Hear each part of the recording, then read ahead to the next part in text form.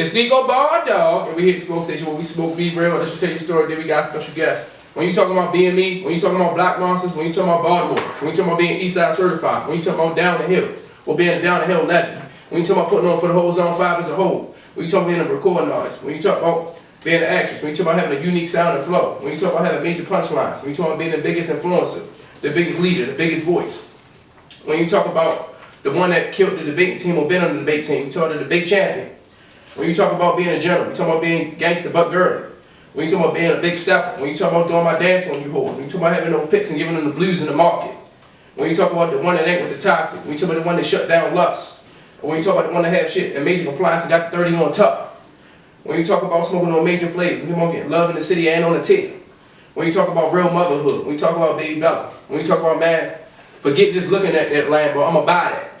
4. When you talk about whipping the planet, when you talk about paying the cost, would it be to be the boss? When you talk about doing a lot of stepping and just no talking, you gotta mention Baltimore Bella. Why you get so quiet?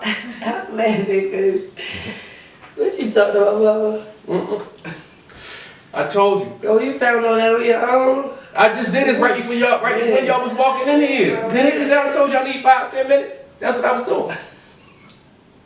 Why you sitting right here? My bad. I was going to say, damn, you gonna No, I ain't gonna play with you like I ain't see you. You really hit everything, though. But I ain't even gonna lie, I feel like I hit everything.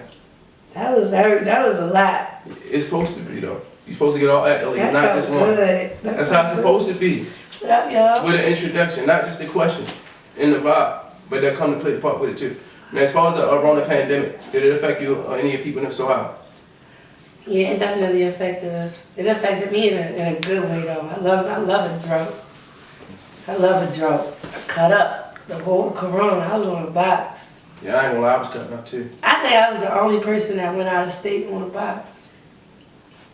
Yeah, I think so. I think I was the only one. I went to Atlanta. I went to Atlanta. I went to South Carolina. And I flew. Hold up. How you fly with the box on your leg? I don't fucking know. Somebody liked you. I don't know. We drove to Atlanta though, and I flew to South Carolina round trip. Yeah, when you flew to Carolina, somebody liked you. It was crazy because I was like, I ain't trying to hit. Ain't no way. When I went to Atlanta, I was still in the box, like it was still active. When I went to South Carolina, I was on the run. I couldn't believe I made it. I could not believe I really got UTSA and got on the plane. And then came back 3 days later. That shit was epic.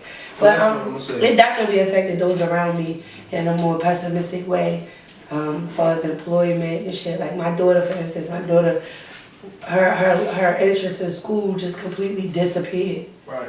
Because they was out for so long and they was doing virtual, and like she's not that type of learner, but you feel me? So it really affected her. It affected my family, like jobs and shit. A lot. It was bad, but I tried to make it more positive. I tried to really hustle the whole Corona, and I made a couple dollars. So it was hit or miss for real. It was hit or miss. But I want another job though. I ain't gonna lie, I do too though. But I don't think we getting that.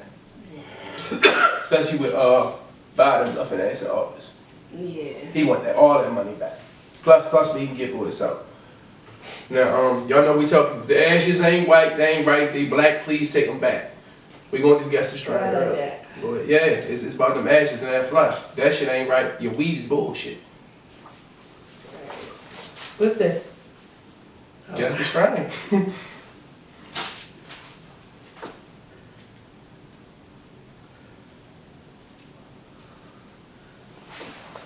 Shout out to my man Smurf, he was on here too.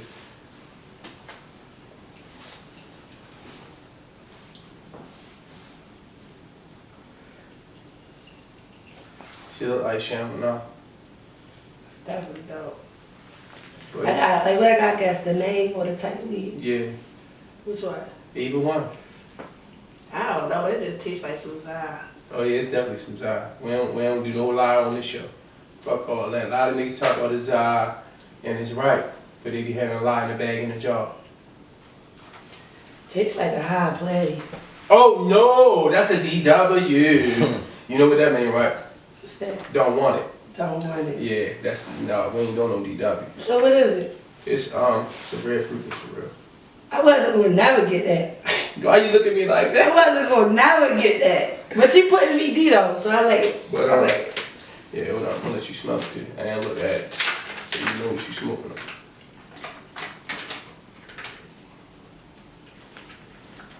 Yeah, I'm okay. Little purple sticky shit. Look good. Yeah, we don't do no bullshit. Can't allow it. Yeah, I fuck with that. I like that. And what's on this bag is not in the bag. But what's in the bag is presidential. Now, for those who don't know, as far as siblings, how many you got? Siblings? Yeah, I have a lot of siblings. I got all brothers, no sisters. I know. That big as though you was the baby first, and then you about to had your little brother. How you feel now?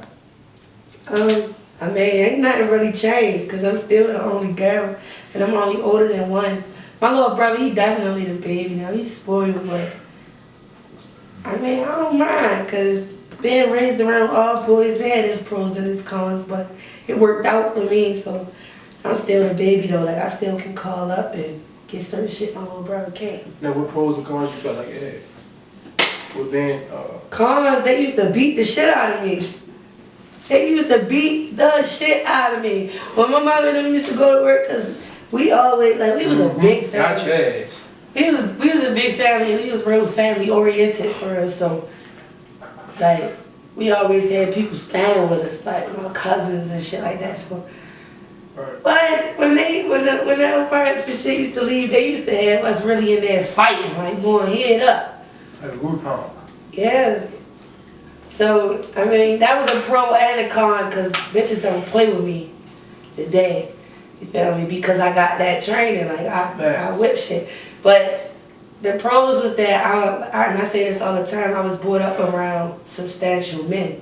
I was raised around stand-up guys. Niggas that, you feel me, they got principles and morals. And I say both sides on, you know, you got a choice in what type of female you want to be. Like, you can run around out here and be a smut and let these niggas pimp you out and play with you. Or you could be not that girl. You could be that girl that really, she ain't worried about no nigga, she worried about money. You feel me? A nigga is extra, so, and she showcased that, like, whatever he come with, it gotta be extra, an add-on. So it was definitely good and bad. Like, I feel like being as though I didn't have sisters, it made me seek that in other females that wasn't family. Facts. And oftentimes, you know, that opened doors for shit to happen. Mm-hmm. When you looking for love and shit like that and other people, they gonna let you down every time. Yeah, but the pro with even tagging on with love and all that is that being you receive the substantial values and insights from your brothers, and being as though you saying it was with real morals and principles and guidelines and procedures, that when you go to find a man or look for a man or want a man, you will know which one you need and want. Absolutely. Because you was guided and showed the right way. You wasn't led. And even though you seen the fake buffoonery and the tricks and all that shit, you still got showed what's right and what's wrong. And what's not going to be allowed to tolerate. And I think a lot of people take it wrong when they hear that I was raised by the majority of men. They take that as, I think I'm too tough. And it makes it so much harder for me today when I speak on shit like this. Mm-hmm. It's so much harder for me to get people to understand who I really am, because they hear that I was around all these niggas and raised by these niggas, so I think I'm one. But that's not the case. Like, I know how to treat a man, I know how to provide for a man. Although I was around all those guys, I was around one of the realest niggas I know, and that's my mother. You feel me? So shout out to her. I see it on both sides. Just because I want to make this real clear for everybody. Just because a female is a militant-minded female, don't mean that she can't be submissive to a man. And that don't mean that, you feel me, she feels as though she is a nigga, so she won't even let a nigga be a nigga. No, but I'm glad I ate like this, because my brothers and them told me, like, that ain't for everybody. That sweet shit ain't for everybody. It's the point of having a man. If any nigga know, you feel me, what you got type shit. I don't, like, basically, if I'm showing you Yeah. You feel me? All my little, you know how they say like it's better for a woman to be covered because if a nigga can see everything, what's left to the imagination. Possession. Right. So if everybody knew what my nigga getting, you feel me? If everybody getting what my nigga getting, how special is that for him? It's not. It's not. So no, that's why I'm so aggressive sometimes, and that's why, you feel me, I dive in your face with it, like, yeah, what you want? What you, like, shit like that, because I don't want it to be confused that I'm a friendly bitch. Right. I'm not. Facts. I'm very unapproachable. Now on the music tip and being an influencer and being, you feel me, like out there, I'm very approachable. But when it comes to that type shit, no, I'm not playing at all. I'm not playing. I don't want to smile and joke in your face. No, you can't walk past me and smack my ass. Fuck no. Like, I'm not that, so. First of all, it's a form of disrespect unless it's given permission. Right. I agree. And even if you do that, like as a man, you already know from Jump Street if that's a green light or not. Mm-hmm. So, you know the reaction you're going to get anyway. Yeah, for sure. Now, for those of all, how many kids you got? I got one. Yeah. Now, what was your first reaction when you found out she was pregnant with her?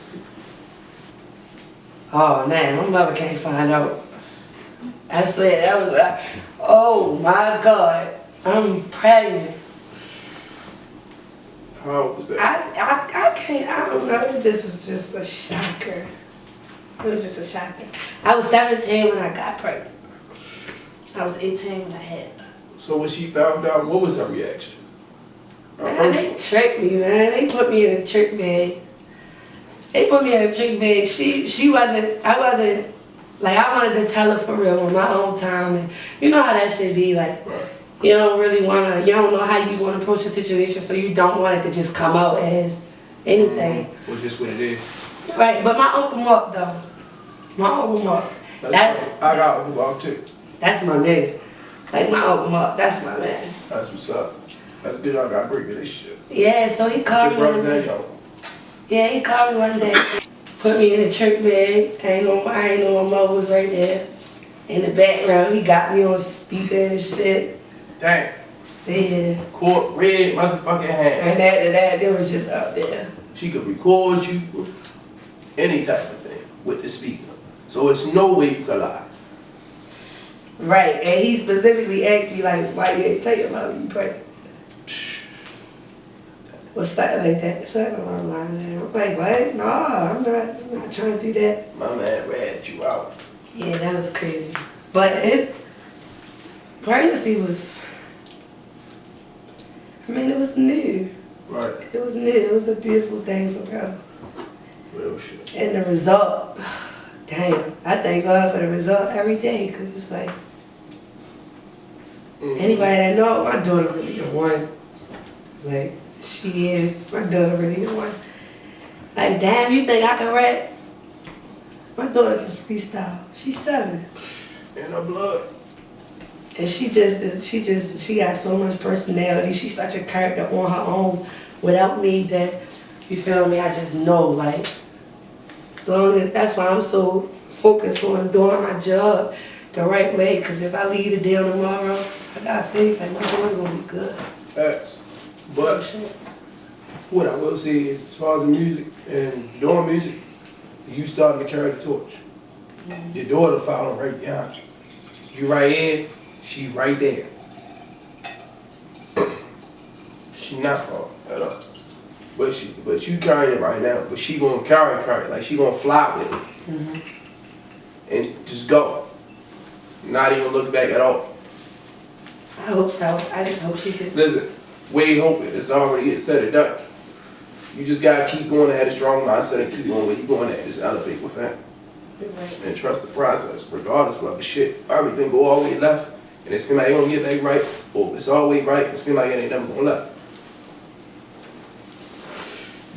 Was that child tribulation you felt like you went through going up down the hill?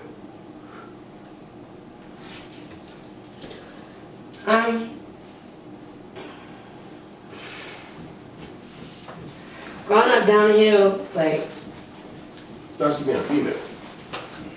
I feel like that put that thug in me. That put that thug in me a little bit. I done lived everywhere for real. But growing up down there, it was fun. It was fun. I seen a lot of shit.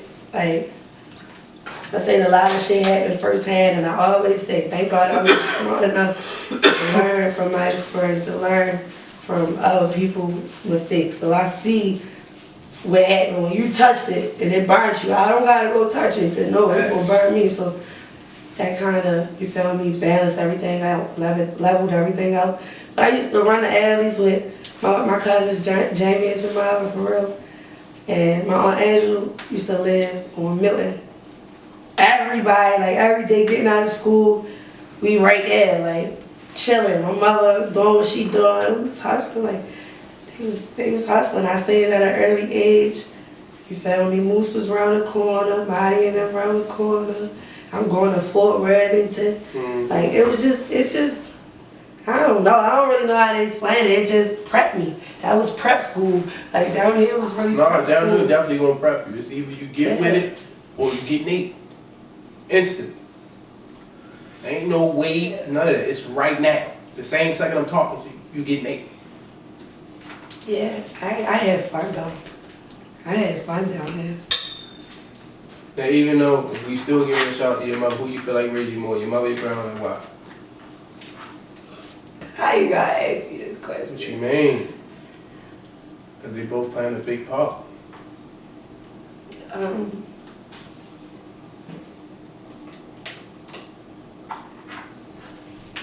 I'm gonna say I spent more time with my grandmother.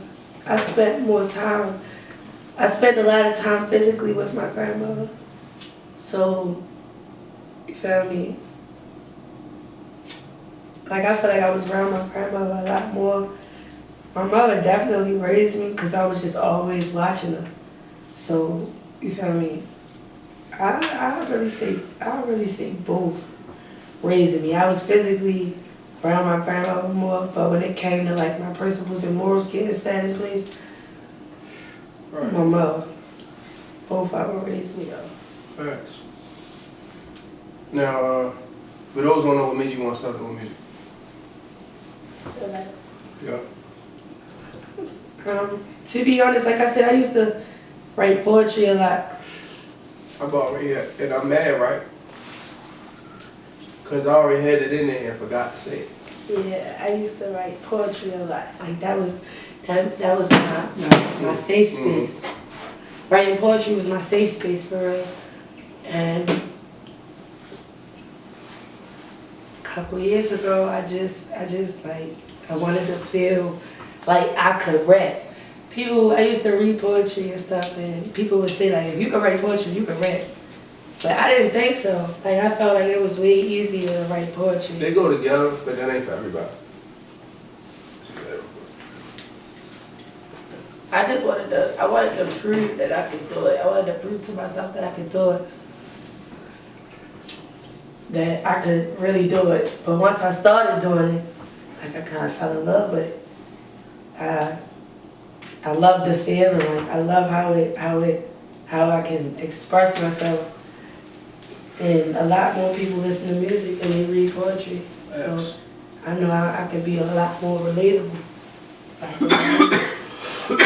And you feel me? This shit just fun in itself. Like this shit just fun. Being able to exhibit my style, who I am as a person on a beat, and let motherfuckers give me feedback on it. That's really a good feeling.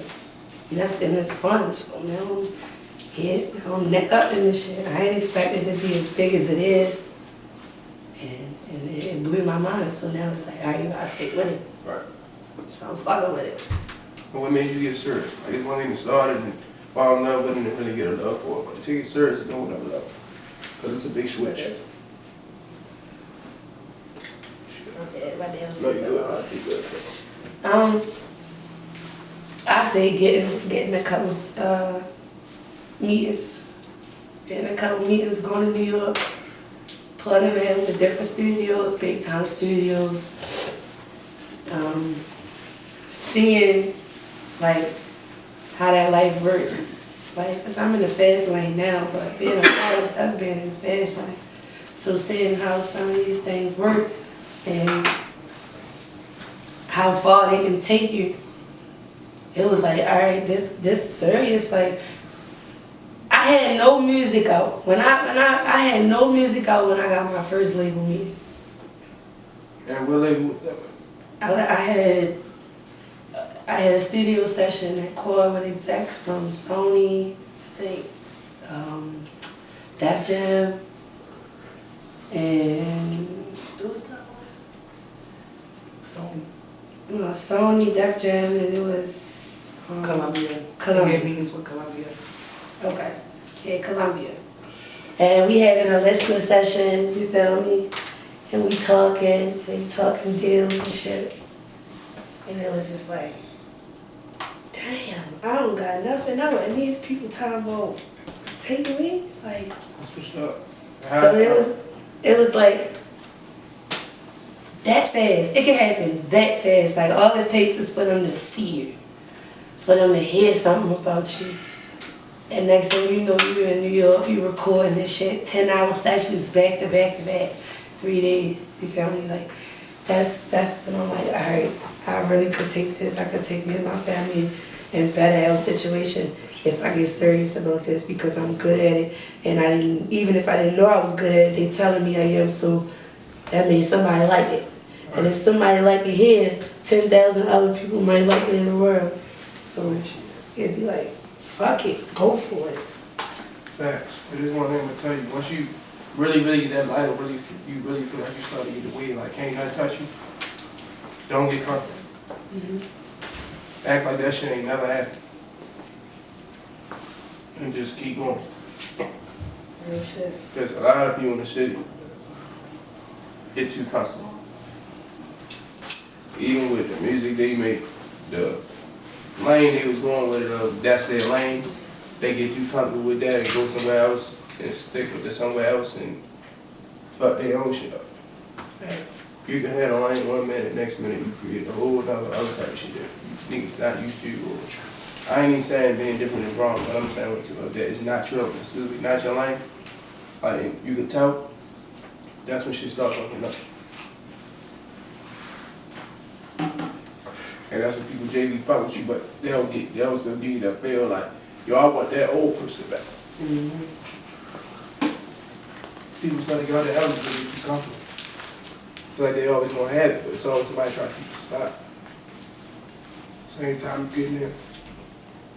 Now, I'm gonna name some songs, every time you know what influenced you and what influenced you while I recorded. Okay. 90s.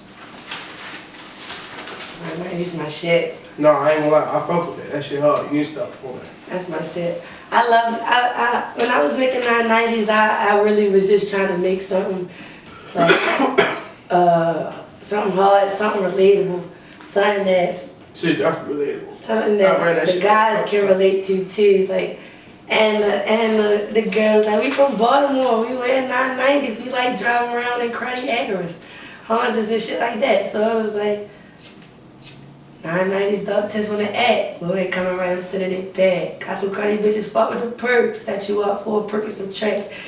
It was just like, that's Baltimore City. We cruddy, we ruthless. Like, these bitches is scamming out here. They will set you up in that back room. And I promise you, something, the nigga might not have gave her nothing but a couple perks and bought her some hair. If she got the Lolos, nigga might buy a bitch some hair. Hey, but I ain't giving you no, not giving away no perks. I ain't giving away no drugs. You got to buy them, but alright. I threw the bitch for a couple bundles. Might not even pay for it from my people shit. And she didn't put a line on something for me, so. Yeah, like, that's the type shit that's going on out here. That's the type shit that's going on in Baltimore City. Facts. So, sorry to... And the wild part is, everybody be doing it. I'm not the pot that called cattle black, so I can't really, you feel me? If you can't relate, you can't relate. But I know I didn't glass, so. The general. The general, I felt fun. If you watch the general video, I was in the telly with my girls, with my friends. You feel me? We was just having fun, chilling, and I just felt the vibe. I felt, gangsta and girly. Facts. WAP featuring Lee. Shout out to Lee. He was on here too. Now, this is the thing about ATM Lee. That's my baby. Yeah, that's my mom. That's really my baby. And I was in a real shallow place for a good little minute. And the very first time I went in the studio with Lee, I swear to God, he put that dog on me. Like, we just was going back and forth, and I was like, damn, I fuck with y'all, like, hey, you feel me? He was encouraging. Like, we had a good studio bond. Like, sometimes you need that in order to produce a good feature, to get a good feature. Like, you need that chemistry between us. The vibe and the chemistry ain't right. All this shit going around real fast. Like, so we went in and we wrote WAP in the studio. We wrote WAP in the studio and probably took I see like an hour to do, like writing it and recording it. That's what's up. And I felt groovy. I felt groovy for WAP. How it's supposed to be. Untoxic. Huh? Untoxic. Untoxic.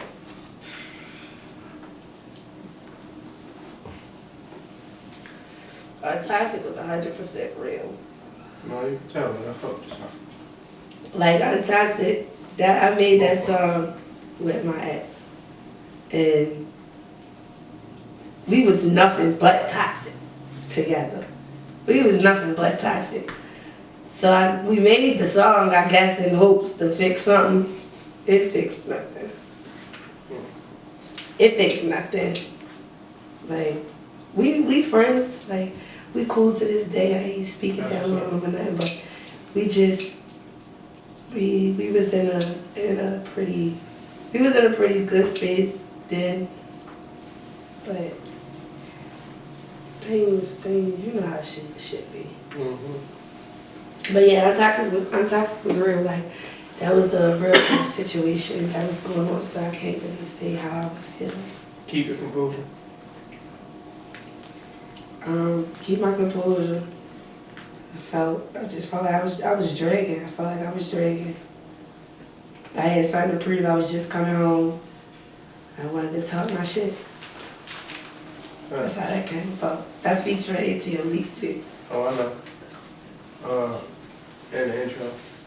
/change. And I ain't gonna lie, that intro was definitely hard. That shit reminded me of one of the intros I had on my first solo CD. Thank you. Yeah, no, real shit. I hear that. Thank you. A girl called me at like 2 in the morning and basically trying to say I was in mine, wasn't. Like, she was telling me like, oh, I'm still rapping. When my CD coming out, and I don't sound like Devo or Moose. And then later, she called me back and apologized. Ridiculous. That's one of yeah, it's the first time intro. A nigga played that 5 in the morning while cooking their food. But all that shit was real. My intro just was like, you ever get them moments where you just sit back and you zone out, you can't hear nothing but your heart beating, and you just be feeling like, damn, like you feel like you already win.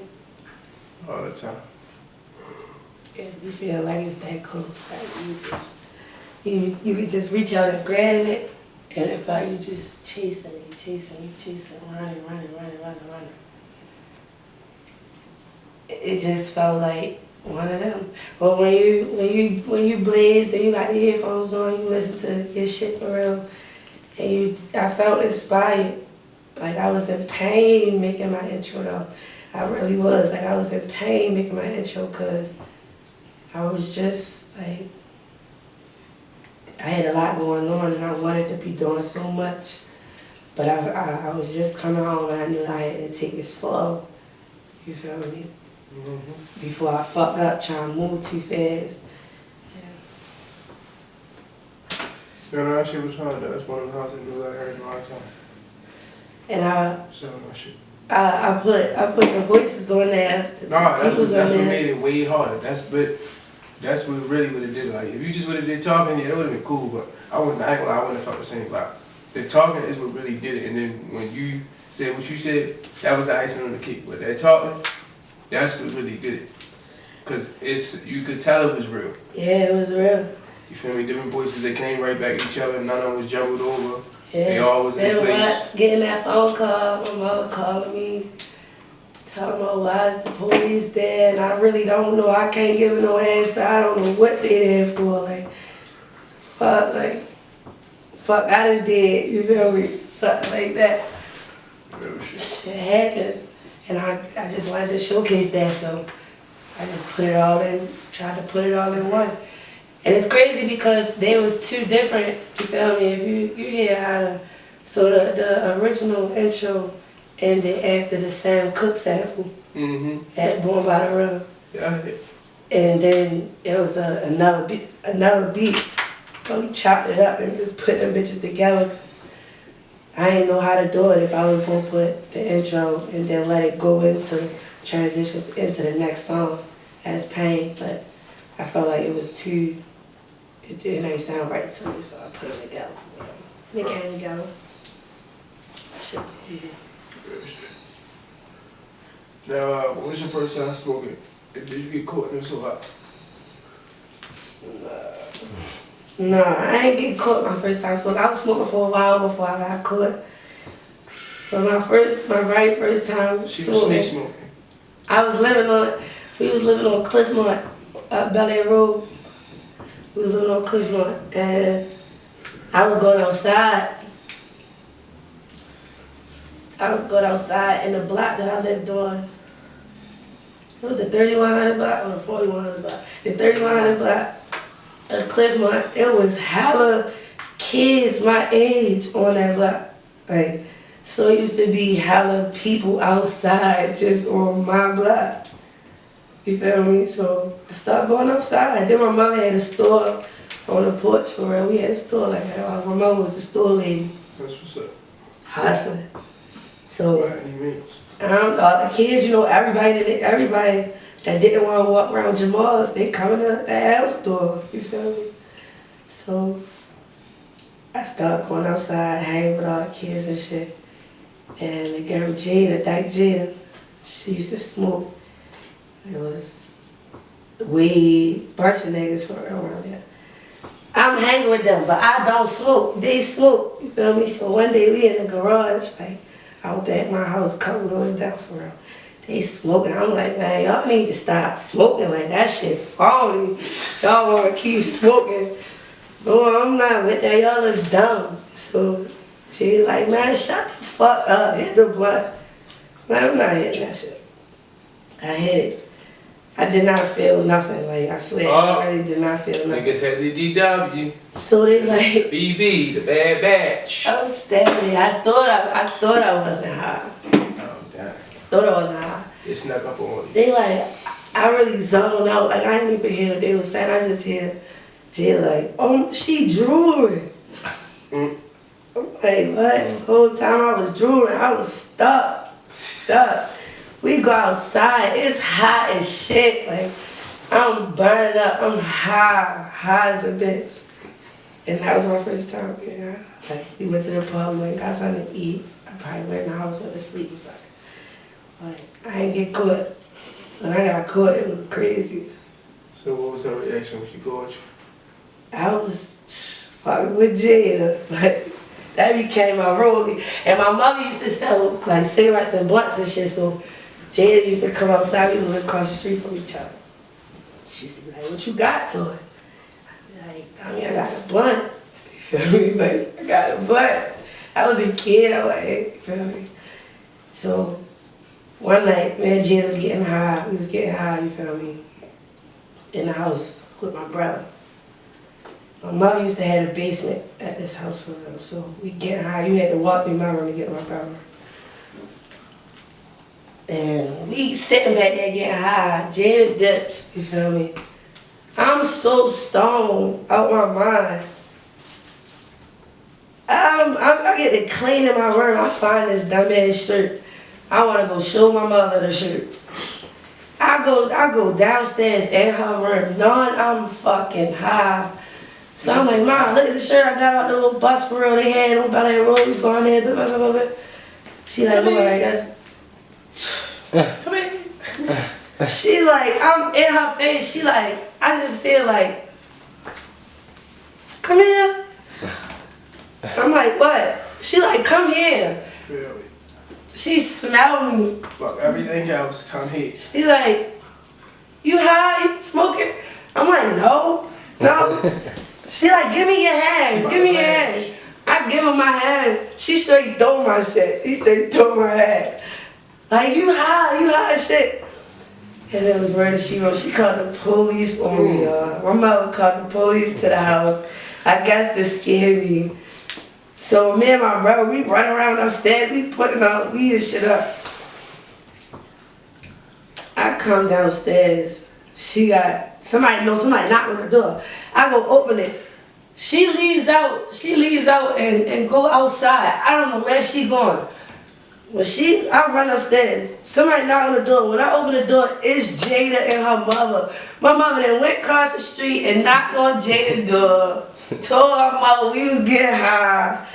So I'm like, my mama ain't here. So she went out there. So they go back across the street, I go back upstairs. She called me downstairs, she got the police downstairs, y'all. Thank you. She got the police downstairs. Like, I ain't get booked or nothing. She sent me to my brother's house that night though. But yeah, that's what happened. The police ain't do shit. They come back. Ma, don't get mad because I talk like this now. But you was you was on some skin tactic type shit. But you thinking, she thinking she ready to call the police. The whole time she never know I'm smoking in the house. Hey. She never knew I was smoking in the house. In the house? The police didn't even know we was smoking in the house. They found the rello and said I rolled it in the house. Told you the sneak smoke. She thinking we done got her outside and all that. She got the police to go upstairs and search my room, y'all. Whole time we done already put the weed in the attic. That's what we was worried about. Like, none of that. Like, we had to, you feel me? Yes, tuck it off. They searched my whole shit. Yeah. Searched my whole room. Raid time. They searched my whole room. The blunt that we smoked, we was so stoned. I put the blunt out. I hid the blunt in my binder, like the little pocket. Y'all know the school binder, when you open the binder, the little pocket right there. Y'all, I swear to God, that night I went to my brother's house. She made me live with my brother for probably a month or two.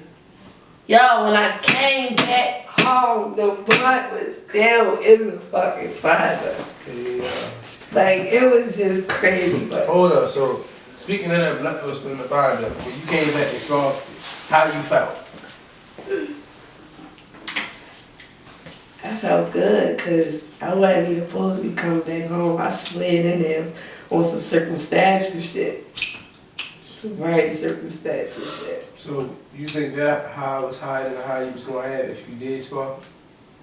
You said what? I said you think that high that you had when you put it out would have been as high as you was when you did spark when you came back home? I don't even remember. I don't even remember. I swear I don't. It had to be. That was some.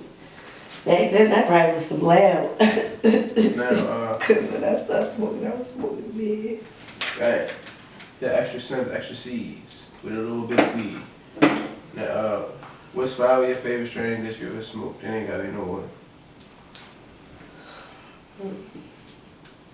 I fuck with the black truffles. Black truffles. That's one. I like Platy. I like high man, blood. Highs, if it's some good blood, you gonna be high. I don't want that. That's a DW. I like it. That's a TIB. See, but I done Take it smoke. back. I feel like I done smoke a lot of Zah. You feel me? Like I done smoke runts and all that Me shit. too. Like, and then I feel like haze of course, cause I had a whole haze era. Oh, the haze. I had a whole era with the water. Like I've been had that. I had a whole era Yeah, with the whole couple summers with the haze. 4 or 5 of them. Yeah. Straight. Yeah. And then the niggas just Sun stopped. up, sun down. And Back I at just it stopped again. fucking with No the cap. haze. Right, then stop Stop. fucking with it. That's probably it. Like the black truffles was my favorite. That shit was good. I say cream savers. Oh, and the peanut butter bread. That shit was good. DW. I liked it at one time, then stopped liking it. What you mean? Don't give me that motherfucker for each year. DW and peanut butter breath. Yes, Lord. It was good though. At one time. Right. I ain't Years smoking ago. consistently. But you were saying that like you will smoke it right now. I'm not smoking that right now. See, I probably smooth it. I probably hit it because I ain't really in it, you feel me? I don't really be chasing the weed like that because I ain't like to the point where I'm really into the flavors and all that shit, chasing certain flavors. I'm into the flavors and all that shit. Like, dude, but What else? Coffee cake. That was my open. I'll be back. What else? Khalifa Kush. what is it called? Khalifa Kush. That's what it's Khalifa weed. What else? Shark Lighter. And I say pink ranch. Now what's 5 people you'll smoke with on a big scale? No order. Like celebrity wise. I smoke with. Yeah. No order.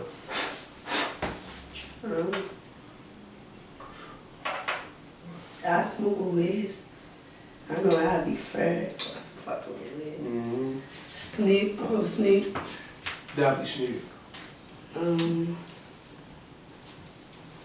I want to smoke with, what's her name? Auntie Gail. Who? Old lady. Who that? Auntie Gail. I don't know who that is. The, what's her name? The old lady. She be smoking. That's her name, Auntie Gail. Oh, alright. I gotta see it. I smoke with her. That's 3. Boosie. Big Lot still smoke. I smoke with Boosie. Yeah, Boosie still smoke. One more. I think say you gotta smoke. Deal with the scams and all that shit. Deal alive? Yeah, you do deal that. Five. Alright, that's 6. 6. That was 6. How? You said, you said Pop, then you said Wiz, then you said Snoop. And Boosie. Right, that's 5. And then you said one more too. I just can't think. No, I didn't. Well, go ahead. That's the only 5. Since One more? Go ahead, since you feel like you made you 6.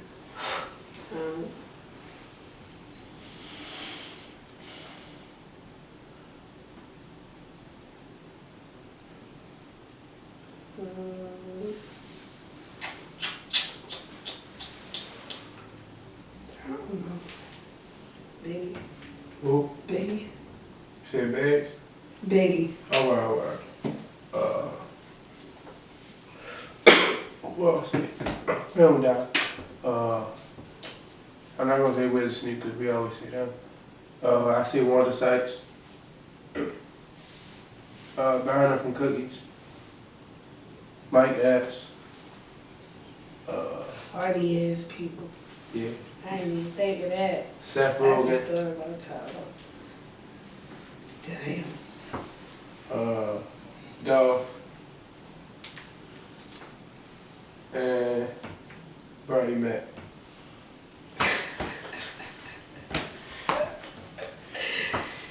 Damn, they some good ass choices. Terry P. Diddy, when he was on here, he said Donald Trump. I died laughing at his face. He said because he want to ask him a serious question why he act like a Baltimore nigga. Or why he said why he think like a Baltimore nigga.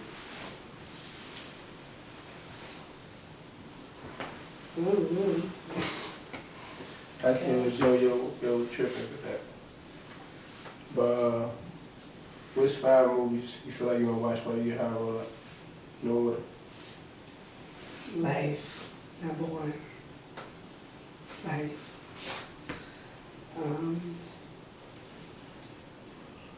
Harlem Nights. That's 2. Charlie Thunder. I ain't see that in a long time. You got 2 more. Damn. You see the bed. That's 4. Yeah.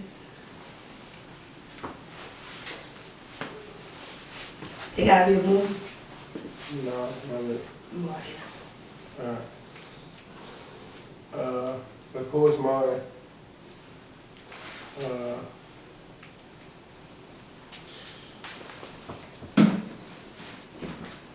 How high?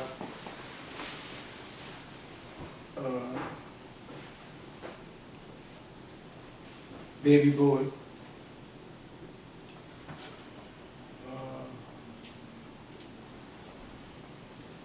Friday After Next. Okay.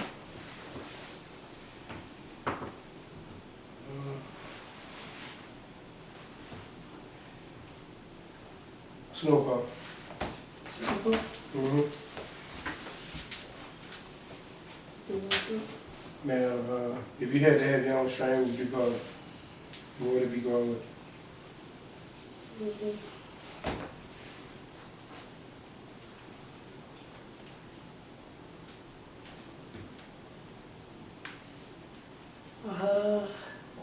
Powerpuff Girls. That do sound like something with you, like something like Bubbles. No. Yeah. I don't know. That's hard though. I like that though because my father wrote me this song. Well, he rewrote Powerpuff Girls and put my name in it because that used to be my shit when I was a kid. That's what's up. That shit hard. That shit really hard. Powerpuff Girls. You just gotta see me go. Mm-hmm. I'm here.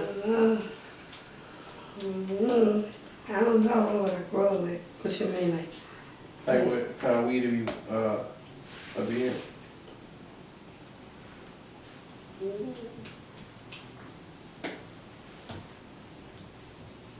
So like, how that really work though? How that really work? No, I'm asking. How that really work? Like when you want to grow a strain, right? Yeah. Is it You gotta like what you gotta like? You gotta find the seeds first of all. And would it go by like the potency you want it? Like what you like? No, you can put the 2 seeds in the same soil, and they go together. But as they grow, you'll know if they meant to grow or not. Right, that's what I'm saying. How can you tell the seeds? What the seeds go by? Like That's the way it looks. No, but they got labels. They make you feel like? They got labels on everything. Like as far as barcodes and labels, and as far as which strains which, it's already assigned to them. That tell you what though? It tells you that this seed is going to make you feel this way, no, or it's going to grow this way? No. The seed tells you which strain it is. So when you look up the strain, it'll tell you how you're going to feel. Right. Yeah. That's what I was asking. What I'm saying as far as the strains that you will have, like you might want some, like for you might want some Patty in there, or you might want some black truffles and some gelato, some shit like that. But it can be more than one strain. You ever thought about growing? What about it? It ain't hard. You just gotta find the work. And have the patience. It's nursing the plant. It's really nursing the plant. Yeah, you gotta nurture the plant and really take care of it just like you would your kid. As long as you do that in your soil and dirt right and your lights right, you'll be good. You ain't gotta have all that extra equipment. Now, you got any questions for me? When you start schooling? I started smoking in, I was like, what? 4th grade with my cousins. Damn. Yeah. Grade is crazy. Yeah, I was smoking like 4th grade for real, with my cousins. Yeah, I think I was like 9. Yeah, I think 9. Real 8, 9 laps of oil. For real. But, Crazy. for real. But, that's when I started smoking, but I really got into the weed shit because I'm like, at the end of the day, I gotta know what I'm putting in my body. Like, I can't just smoke anything. That shit really fucking my respiratory system up. Like, if that shit don't taste right or that shit harsh, like, it'll fuck with my throat and all that. I feel like shit started not to taste right and some more shit. But, you got any other questions?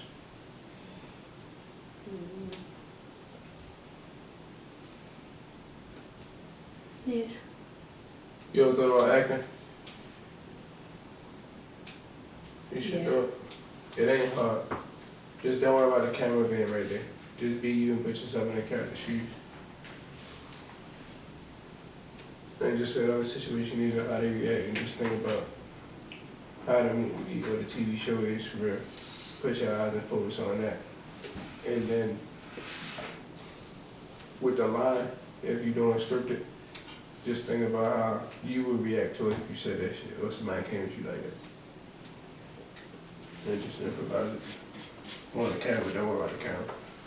Just play action like that. I've been acting for over 10 years.